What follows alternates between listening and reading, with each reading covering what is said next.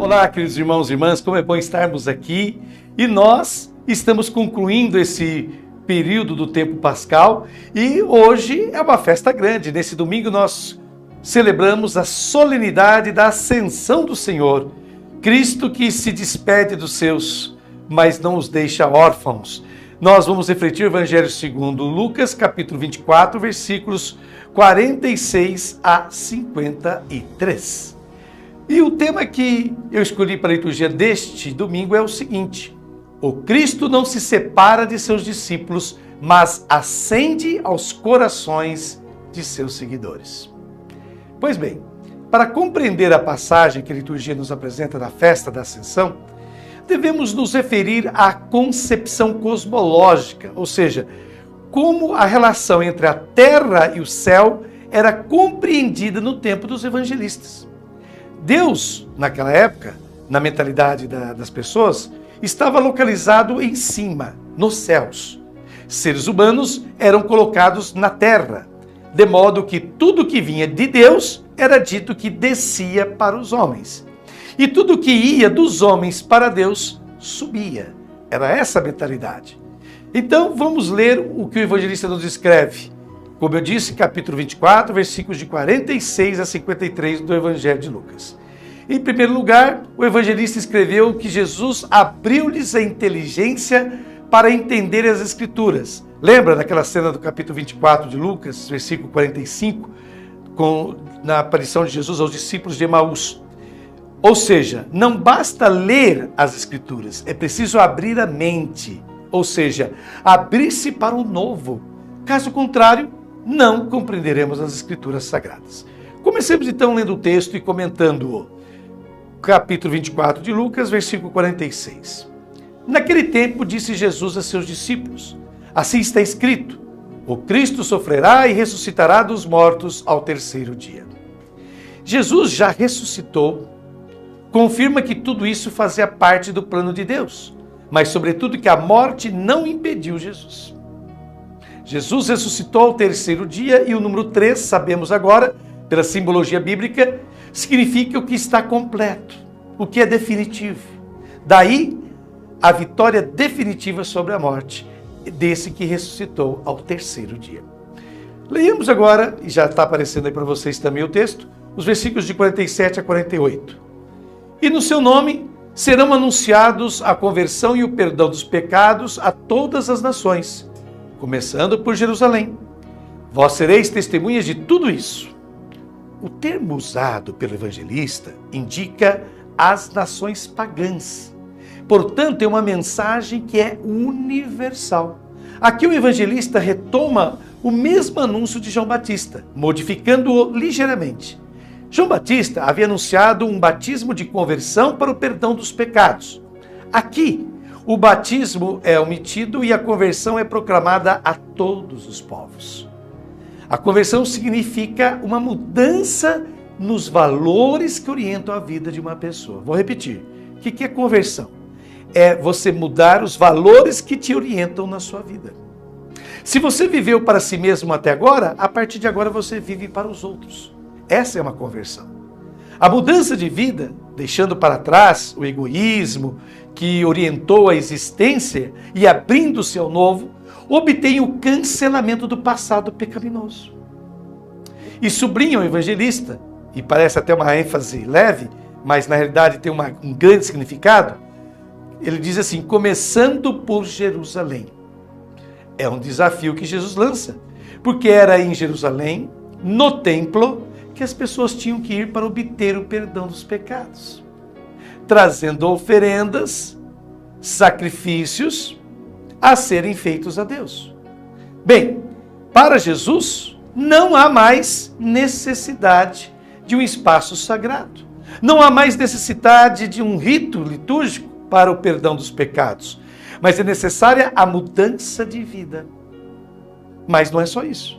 Jesus havia dito que, abre aspas, será proclamado a todos os povos, fecha aspas. Indicou os povos pagãos e nos coloca a partir de Jerusalém. Jerusalém, a cidade santa, sede da instituição religiosa, é equiparada por Jesus aos povos pagãos.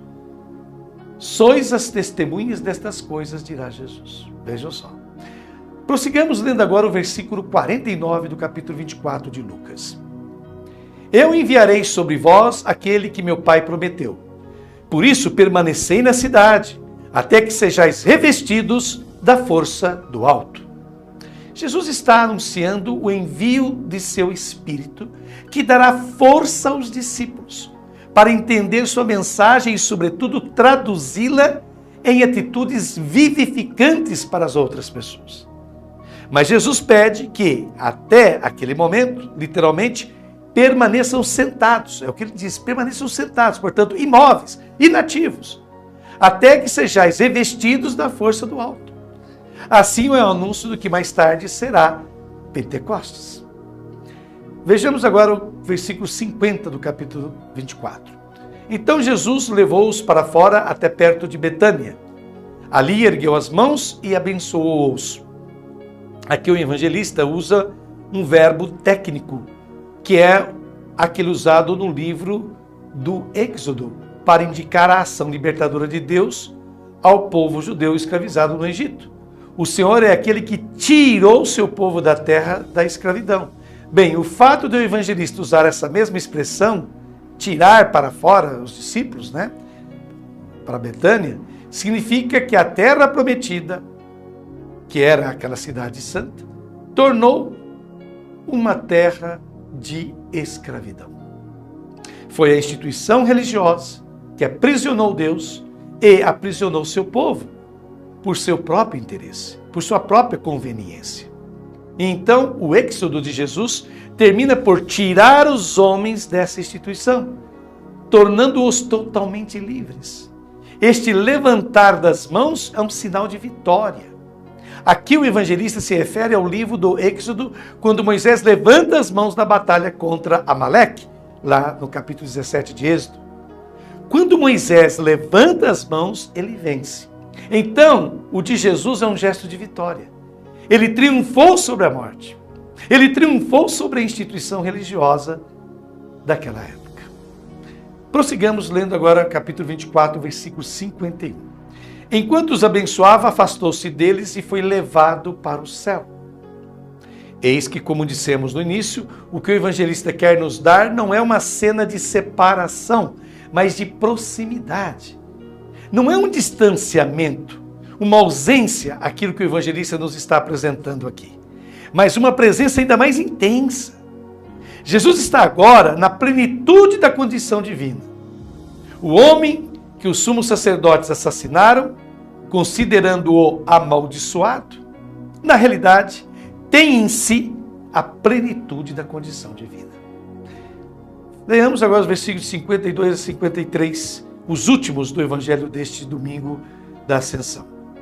Eles o adoraram.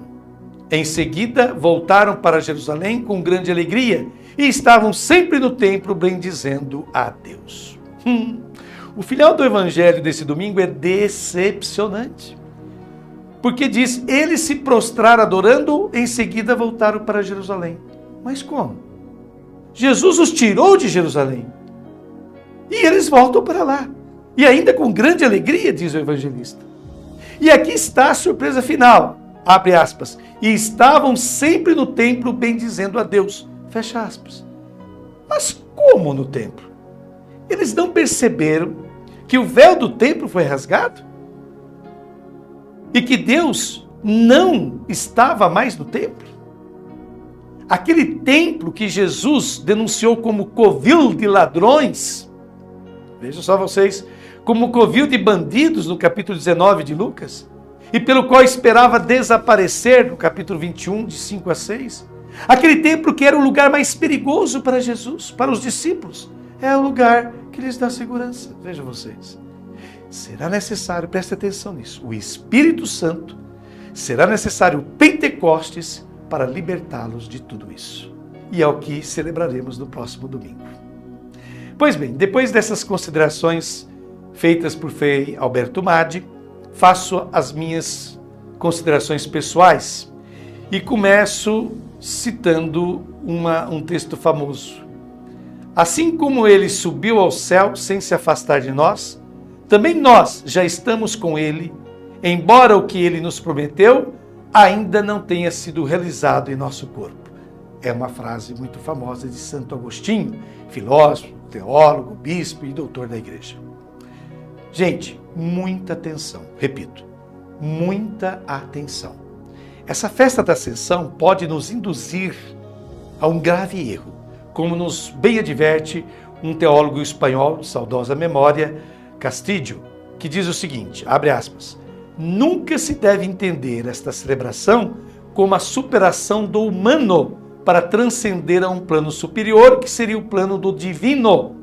Jesus ressuscitado e glorificado é sempre a plenitude do humano e segue sendo a imagem do divino encarnado no humano. Jesus segue sendo tão humano quanto divino. Fecha aspas. O Espírito Santo não substitui Jesus. Ele segue sendo, até o final dos tempos, a presença de Deus entre os seres humanos. Contudo, o Espírito Santo possui um papel fundamental: manter sempre viva e atual essa presença, essa recordação do que Jesus Cristo foi e sempre será.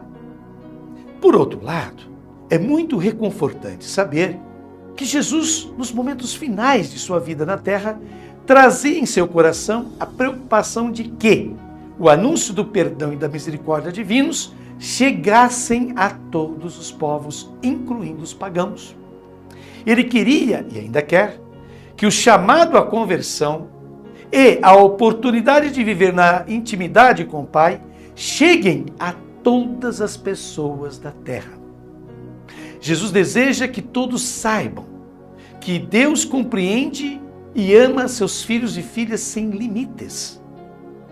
Agora, aqui temos uma novidade.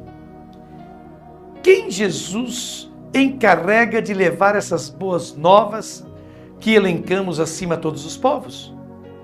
Ora, ele quer testemunhas, como fala no capítulo 24, versículo 48. Vós sois as testemunhas destas coisas. Ele quer testemunhas que comuniquem não teorias, mas sua experiência de um Deus bom e contagiem as pessoas com seu estilo de vida ao trabalharem por um mundo mais humano. O grande perigo é nos esquecermos que nós, cristãos, somos os portadores dessa boa nova de Cristo, bem como de sua bênção ao mundo. Como nos adverte um biblista espanhol, o Pagola, abre aspas, nossa primeira tarefa é sermos testemunhas da bondade de Deus, manter viva a esperança, não nos rendermos perante o poder do mal. Este mundo, que às vezes parece um inferno maldito, não está perdido. Deus o olha com ternura e compaixão. Fecha aspas.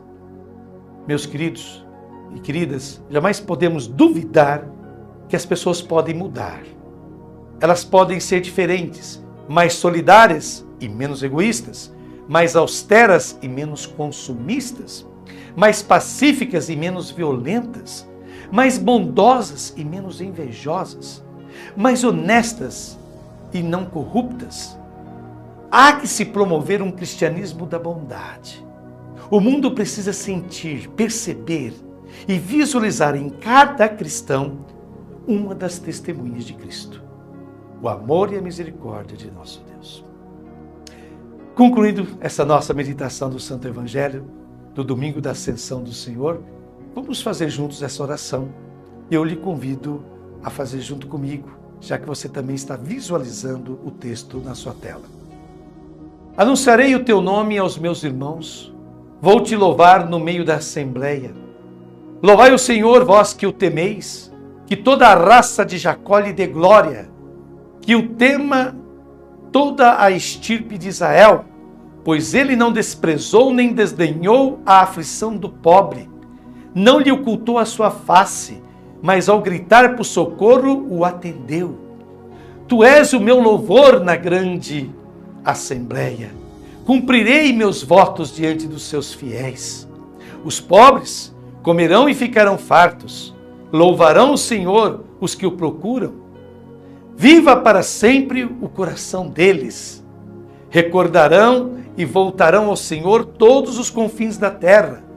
Diante dele se prostrarão todas as famílias dos povos, pois o reino pertence ao Senhor. Ele domina sobre as nações. Só diante dele se prostrarão os que dormem debaixo do chão. Diante dele se curvarão os que descem ao pó da terra. Quanto a mim, para ele viverei, a ele servirá a minha descendência. Do Senhor se falará à geração futura. Anunciarão a sua justiça. Dirão ao povo que vai nascer: eis a obra do Senhor. Este é o Salmo 22, versículos de 23 a 32. Tenha um abençoado domingo, uma excelente festa da Ascensão do Senhor. Até a próxima oportunidade.